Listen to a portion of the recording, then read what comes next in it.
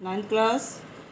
आज हम लोग लेसन 1 का दूसरा स्टेंजा पढ़ेंगे। पहले हम लोग ने बताया था आपको कि कवि जो है वो अपनी माँ की याद कर रहा है कि बचपन में माँ उसकी किस प्रकार उसकी देखभाल करती है। वो कमरे में लेट कर बिस्तर पर लेटा हुआ है, सिर पर तकिया लगाए हुए है और वर्षा की जो बूंदें हैं वो उसकी छत पर गिर रही हैं। उनकी टप टप की बूंदों को सुनकर उसको परम आनंद की प्राप्ति हो रही है। इसी प्रकार आगे स्टेंजा सेकंड हम पढ़ा रहे हैं, ध्यान से देखिएगा।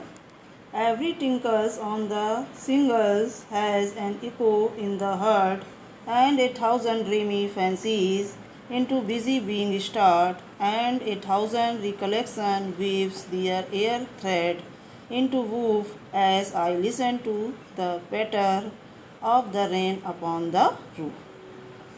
सबसे पहले बच्चों हम इसके डिफ़िकल्ट वर्ड की हिंदी बता दें। टिंकल्स मीन्स होता है शॉर्ट लाइट रिंगिंग साउंड यानी टन टन की आवाज़। सिंगल्स मीन्स होता है rectangle wooden tiles used on roofs यानी कि आयताकार लकड़ी की टाइलें। इको मीन्स होता है अनगूंज रीसाउंड।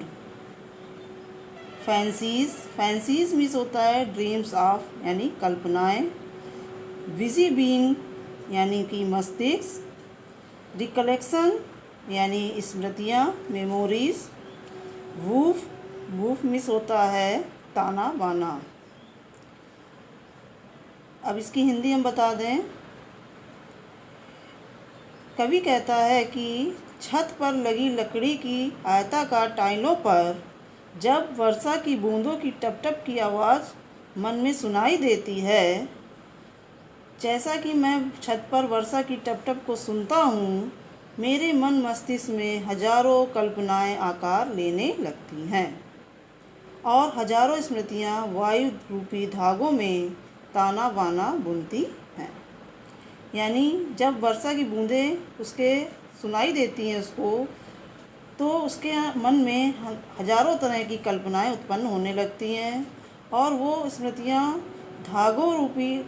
वायु रूपी धागों में ताना बाना बुनने लगती हैं। यानी वो कई तरह की स्मृतियों में खो जाता है।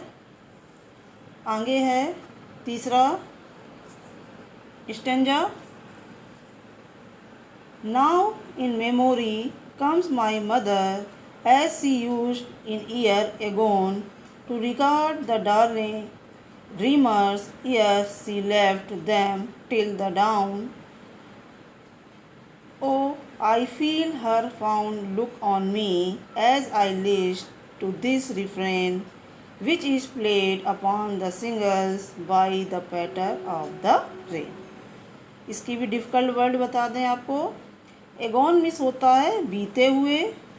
एरे मिस होता है पहले बिफोर यानी। डाउन मिस पूसा काल या ब्रह्म मुहूर्त। फॉन्ड मिस होता है स्नेहमयी।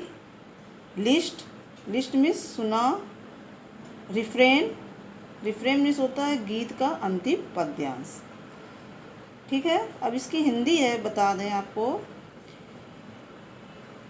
कवि कह रहा है कि मुझे अपनी माँ की याद आती है, जैसा कि पिछले कई वर्षों से वह मेरे सपनों में आया करती थी और उषा काल से पूर्व मुझे छोड़कर चली जाती थी। यानी कि जो कवि की माँ है उसकी मृत्यु हो चुकी है और उसको लगता है कि उसकी माँ सपनों में आती है और प्रातः होने से पहले ही उसको छोड़कर चली जाती है। इसी प्रकार जब कभी वर्षा की आवाज़ को छत की टाइलों पर छटपटाहट से आवाज़ उत्पन्न होती है, यानी वर्षा की आवाज़ जब उत्पन्न होती है तो वो कभी उनको सुनता है और उस आवाज़ों को सुनकर ऐसा लगता है कि जैसे उसकी माँ उसको दृष्टि प्यार से देख रही है या स्नेहमयी दृष्टि से उसे देख रही है।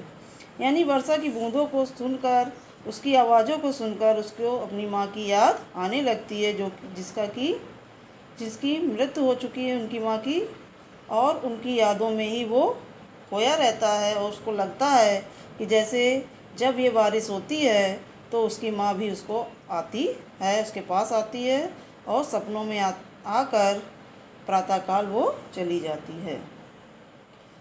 अब इस प्रकार ये लेसन हिंदी एक्सप्लेन हो गया है।